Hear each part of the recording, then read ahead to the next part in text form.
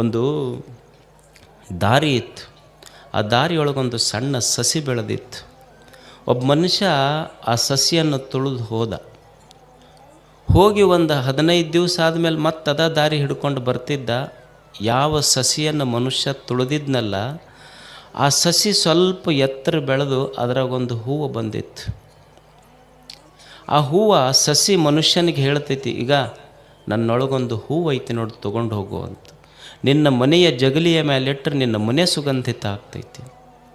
ಭೂಮಿ ತಾಯಿ ಆ ಸಸಿಗಂತಳ, ಅಲ್ಲ ಮೊನ್ನೆರೆ ನೀ ಇಷ್ಟ ಬೆಳೆದಿದ್ದಿ, ನಿನಗೆ ಮತ್ತು ತುಳಿದು ಹೋಗ್ಯಾನ, ಮತ್ತು ಇವನಿಗೆ ತುಳಿದವನಿಗೆ ಹೂವು ಕೊಡಾಕತ್ತಿಯಲ್ಲಿ ನೀನು.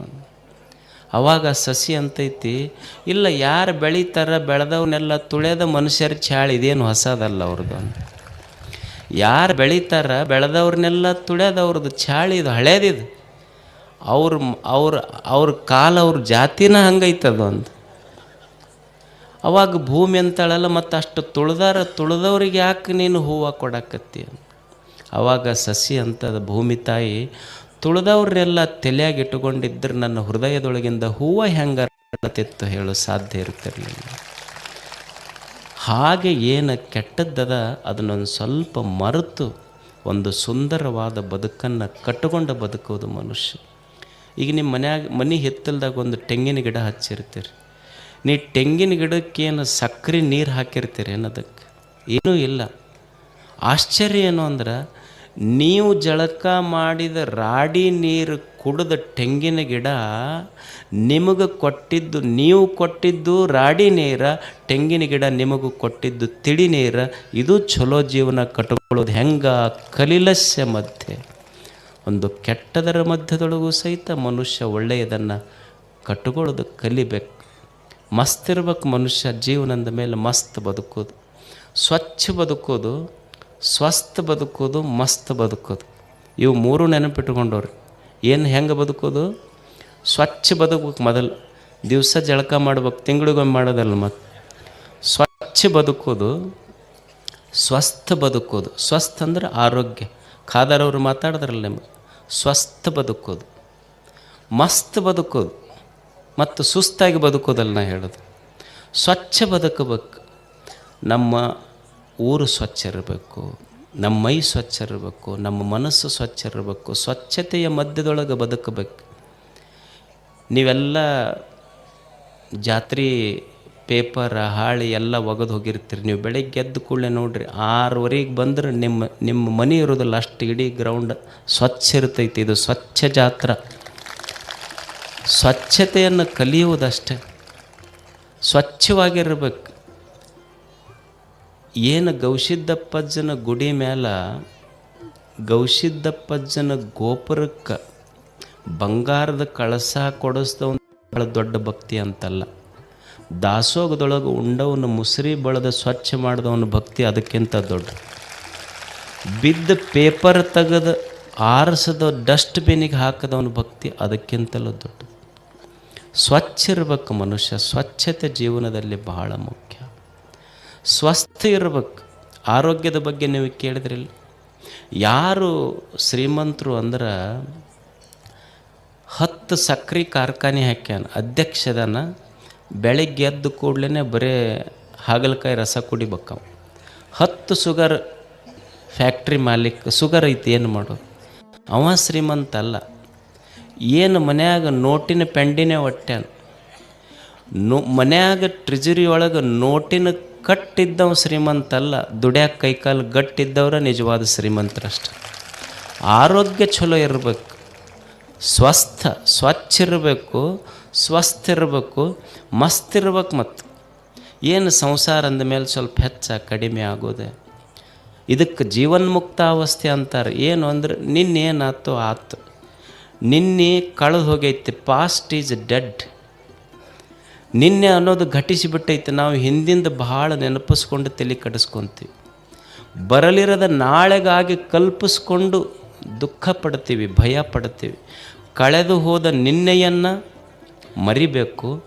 ಬರದೇ ಇರುವ ನಾಳೆಗಾಗಿ ಭಯ ಪಡಬಾರದು. ದೇವರು ಏನು ಈ ಕ್ಷಣ ಕೊಟ್ಟನ, ಈ ಕ್ಷಣ ಚಂದ ಕೊಟ್ಟನ, 2 ಮಾತು ಕೇಳೋದು, ಜಾತ್ರೆ ನೋಡೋದು, ಮಸ್ತ್ ಉಂಡು ಮಸ್ತ್ ಮನೆಗೆ ಹೋಗಿಬಿಡೋದು, ಮಸ್ತ್ ಇರ್ಬೇಕು ಮನುಷ್ಯ.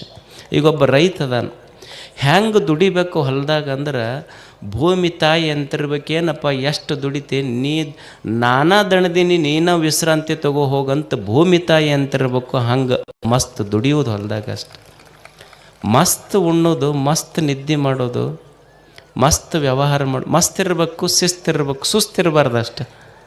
ಇದನ್ನು ಕಲಿಯೋದು ಮನುಷ್ಯ ಜೀವ. ಒಂದು ಸಂಸಾರ ಅಂದಮೇಲೆ ಒಂದು ಸ್ವಲ್ಪ ಹೆಚ್ಚು ಕಡಿಮೆ ಪ್ರಪಂಚ ಇರೋದಲ್ಲ. ಏನು ಮನೆ ಜಗಳ ತಂದು ಬಜಾರಕ್ಕೆ ನಿಂತರೆ ಹೆಂಗೆ ನಡೀತೈತೆ ಹೇಳಿ. ಮೊದಲು ಹೊಸದಾಗಿ ಈ ಕನ್ಯಾ ಫಿಕ್ಸ್ ಆಗಿರ್ತೈತೆ ನೋಡ್ರಿ, ಫಿಕ್ಸ್ ಆಗಿತ್ತು. ಇವ ಫೋನ್ ಹಚ್ತಿದ್ದು ನಾನು, ಆಕೆ ಒಟ್ಟ ಫೋನ್ ಎತ್ತಿದ್ದಿಲ್ಲ. ಇವನು ಫೋನ್ ಎತ್ತಲಾರ್ದಕ್ಕೆ ಜಗಳ ಆಡ್ತಿದ್ನಂತೆ. ನೀವು ಮಾತಾಡೋದ ಇಲ್ಲ ನನ್ನ ಕೂಡ, ನೀವು ಮಾತಾಡೋದ ಇಲ್ಲ ನನ್ನ ಕೂಡ. ಆಮೇಲೆ 1 ವರ್ಷ ಆತು ಮದುವೆಯಾಗಿ, ಆದ ಕೂಡಲೇ ಅಲ್ಲಿ ಹೆಂಡತಿಗೆ ಹಿಂದೆ ಕುಂದಿರ್ಸ್ಕೊಂಡು ಹೊಂಟಿದ್ದ, ಹಂಪ್ಸಿಗೆ ಹೆಗರಿ ಬಿದ್ಲಕ್ಕಿ. ಇವನ ಬೀಳ್ಸಿದ್ನು ಏನು ಅದು ಬಿತ್ತಗ, ಬಿದ್ದ ಕೂಡಲೇ ದವಾಖಾನೆಗೆ ತೊಗೊಂಡು ಹೋದ. ಡಾಕ್ಟ್ರ್ ಹೇಳಿದ್ರು, ಇಲ್ಲಪ್ಪ ಹಂಪ್ಸಿನ ಮೇಲೆ ಬಿದ್ದಾಳ, ತುಟಿಗೆ ಗಾಯ ಆಗೈತಿ, ಮ್ಯಾಲಿನ ತುಟಿಗೆ ಗಾಯ ಆಗೈತಿ. ಸರ್ ಏನು ಮಾಡ್ಬೇಕು? ಇಲ್ಲ ಅದು ಮ್ಯಾಲಿನ ತುಟಿ ಹರಿದೈತಿ, ಹೊಲಿಗೆ ಹಾಕ್ಬೇಕು ಅದಕ್ಕೆ. ಸರ್ ಕೈ ಮುಗಿತಿ ನಿಮ್ಗೆ, ಎರಡೂ ಕೂಡಿಸಿ ಹೊಲಿದು ಬಿಟ್ರಿ. ಅದಕ್ಕೆ ಹೊಲೆಯವ್ರು ಹೊಲಿತೀರಿ, ಎರಡೂ ಕೂಡಿಸಿ ಹೊಲಿದು ಬಿಟ್ರಿ. ಅದಕ್ಕೆ ಹಿಂಗಾದ್ರೆ ಹೆಂಗೆ ಸಂಸಾರ? ಒಂದು ಹೆಚ್ಚ ಕಡಿಮೆ ಇದರ ಮಧ್ಯದೊಳಗನೆ ಇದು ಇರೋದ, ಇದು ಮುಗ್ಯೋದಲ್ಲಿದು. ಭಾಳ ಮಂದಿ ಬರ್ತಿರ್ತಾರೆ, ಯಪ್ಪ ಇದ್ರ ಕಾಲಾಗ ಸಾಕಾಗೈತಿ. ಯಾವಾಗ? 60 ವರ್ಷಕ್ಕೆ. ಇಷ್ಟು ದಿವಸ ತಿಳಿಲಿಲ್ಲ ನಿನಗೆ, ಉಳ್ದಾವ ಎಷ್ಟು ದಿವಸ ಈಗ ನಿನಗೆ? ತಿದ್ದರೆ ಏನು ಮಾಡವ, ತಿದ್ದಕ್ಕೆ ಹೋದ್ರೆ ಆಗೋದ ಬಿಡೋದ?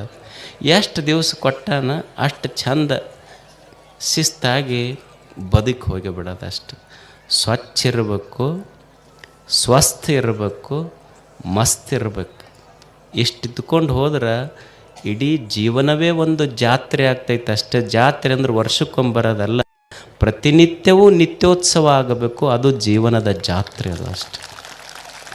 ಹಾಗೆ ಅಂಥ ಒಂದು ಸುಂದರ ಬದುಕನ್ನು ಕಟ್ಟಿಕೊಳ್ಳುವುದಕ್ಕಾಗಿಯೇ ಇಲ್ಲಿ ಹಲವು ಜನ ಯತಿಗಳು, ವಿದ್ವಾಂಸರು, ಕಲಾವಿದರು ಎಲ್ಲೆಲ್ಲಿಯವರು ಬಂದಾರ ನೋಡ್ರಿ. ನಿಮಗೆಲ್ಲ ಭೇಟಿ ಆಗ್ಲಿಕ್ಕೆ ನಿಮ್ಮನ್ನು ನೋಡ್ಬೇಕು ಅನ್ನಿಸ್ತೈತೆ ಅವ್ರಿಗೆ. ಯಾಕಂದ್ರೆ ಇಷ್ಟು ಚಲೋ ಜನ, ಇಷ್ಟು ಲಕ್ಷ ಮಂದಿ ಕೂಡಿರಪ್ಪ. ನಿನ್ನೆ 8ರಿಂದ 10 ಲಕ್ಷ ಮಂದಿ ಕೂಡ್ಯಾರಂತಾರೆ. ಓಣ್ಯಾಗ ಇಬ್ಬರು ಕಟ್ಟಿ ಮೇಲೆ ಕುಂತ್ರೆ ಹೊಡೆಪೆಟ್ಟಾಕೈತಿ. ಇಲ್ಲಿ 10 ಲಕ್ಷ ಮಂದಿ ಸೇರಿದ್ರು ಎಷ್ಟು ಶಾಂತ ಕುಂತಿರಲ್ಲ. ಇದು ನಿಜವಾದ ಭಾರತ, ಇದು ಅಷ್ಟೆ. ನಿಮಗಿಷ್ಟು ಹೊಗಳ್ಕೊಂತಿದ್ರು ಸುಮ್ಮಿರವ್ರು ನೀವು. ಬಸವಣ್ಣವ್ರು ಅಂತಾರೆ, ಇಷ್ಟು ಹೊತ್ತಾದರೂ ನೀವು ನೋಡಿ ಅಜ್ಜನ 2 ಮಾತು ಕೇಳಬೇಕಂತ ಕುಂತಿರಲ್ಲ.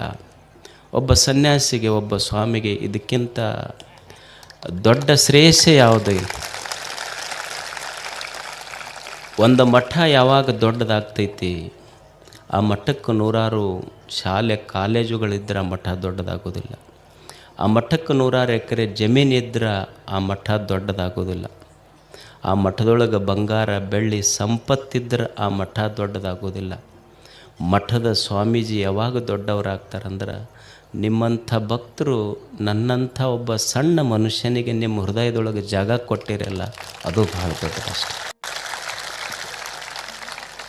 ಇದು ಎಲ್ಲ ನಿಮ್ಮ ಪ್ರೇರಣೆಯಿಂದ ನಡೆದಿದ್ದು. ಇಷ್ಟು ಜನ ಇಷ್ಟು ಹೊತ್ತಾದರೂ ಶಾಂತ ರೀತಿಯಿಂದ ಮನೆ ಮರೆತು ಕುಂತೀರಿ ನೀವು. ಹೋಗಬೇಕಂತ ಲಕ್ಷ್ಯ ಬರುವಲ್ದು. ಮನೆ ಮರೆತು ಇಲ್ಲಿ ಕುಂತೀರಿ ನೀವು. ಈಗ ಎಲೆಕ್ಷನ್ ಬರ್ತಾವೆ ನೋಡ್ರಿ, ಹಿಂಗೆ ಏನರ ಕೂಡಕ್ಕೆ ಸಾಧ್ಯ ಐತೇನು? ನೀವು ಹೆಂಗೆ ಕುಂತೀರಿ ನೋಡ್ರಿ. ಯಾಕಂದ್ರೆ ನೀವು ತಂದವರಲ್ಲ, ಇಲ್ಲಿ ಭಕ್ತಿಯಿಂದ ಬಂದವರು, ಅದಕ್ಕೆ ಕುಂತೀರಿ. ಅವ್ರು ತಂದವರಲ್ಲ, ನೀವು ಭಕ್ತಿಯಿಂದ ಬಂದಿದ್ದಕ್ಕಾಗಿ ಇದು ನಡೆದಿದ್ದು. ಶರಣರಂತಾರೆ, ಬಸವಣ್ಣವ್ರಂತಾರೆ, ದೇವರೆಲ್ಲದಾನ ಮಾಡುವ ನೀಡುವ ಭಕ್ತನ ಕಂಡಡೆ ನಿಧಿ ನಿಧಾನವ ಕಂಡಂತಾಯಿತು. ಏನು ದೇವರು ಅಂದ್ರೆ ಬರೇ ಗುಡಿಯೊಳಗಂತಲ್ಲ. ಏನು ದುಡ್ದಾನ ಸಮಾಜಕ್ಕಾಗಿ ದುಡಿಯುವುದು, ದುಡಿದಿದ್ರೊಳಗೆ ಒಂದಿಷ್ಟು ಸಮಾಜಕ್ಕೆ ಹಂಚಿ ಸಂತೋಷ ಪಡುವ ಮನುಷ್ಯನ ಹೃದಯದೊಳಗೆ ದೇವರದಾನ. ಅವನ ಮುಖ ನೋಡಿದ್ರೆ ಸಾಕು, ಕೂಡಲ ಸಂಗಮನನ್ನು ನೋಡಿದಷ್ಟು ಸಂತೋಷ. ಹೀಗೆ ಬದುಕುವುದು. ಅಂಥ ಜನ ಇಲ್ಲೆಲ್ಲ ಇದ್ದಾರೆ. ನಿಮ್ಮ ಪ್ರೇರಣೆಯಿಂದ ಈ ಜಾತ್ರೆ ಇಷ್ಟು ದೊಡ್ಡದಾಗಿ ಬೆಳೀತಿದೆ. ಸದಾ ಬೆಳಿಬೇಕು. ನನಗೆ ಜಾತ್ರೆ ಅಂದರೆ ಏನೂ ಇಲ್ಲ, ನೀವು ಸಂತೋಷ ಪಟ್ರಿ ಅಂದ್ರೆ ಅದೇ ಜಾತ್ರೆ. ನಮಗೇನು ತೇರು ಎಳೆಯೋದು ಮುಖ್ಯ ಅಲ್ಲ, ನಿಮಗೆ ಜಾತ್ರೆ ಅದು ಅಷ್ಟೆ. ನೀವು ಸಂತೋಷವಾಗಿ ಜಾತ್ರೆ ಮಾಡೋದು, ಆನಂದವಾಗಿ ಉಣ್ಣೋದು, ಆನಂದವಾಗಿದ್ರಿ ಅಂದ್ರೆ ನಿಮಗೆ ಒಂದೇ ತೇರು ಅಷ್ಟೇ. ನೀವು ಸಂತೋಷವಾಗಿದ್ರಿ ಅಂದ್ರೆ ನಿಮ್ಮ ಮುಖದೊಳಗೆ ಲಕ್ಷ ಲಕ್ಷ ತೇರುಗಳು ನನಗೆ ಕಾಣುತ್ತವಷ್ಟೆ. ನಿಮ್ಮ ಸಂತೋಷವೇ ಜಾತ್ರೆ. ಗವಿಸಿದ್ಧನಲ್ಲಿ ನನ್ನ ಪ್ರಾರ್ಥನೆ, ಈ ನಾಡಿನ ಭಕ್ತರೆಲ್ಲ ಸುಖಿಗಳಾಗಲಿ, ಅವರು ಸಂತೋಷವಾಗಿರಲಿ. ಆ ದಿವ್ಯ ಶಕ್ತಿ ಗವಿಸಿದ್ಧ ಅವರಿಗೆಲ್ಲ ಅನುಗ್ರಹಿಸಲಿ ಅಂತ ಹಾರೈಸಿ ನಮ್ಮ ಮಾತುಗಳನ್ನು ಮುಗಿಸ್ತಾ ಇದ್ದೀನಿ. ಶರಣ ಶರಣ.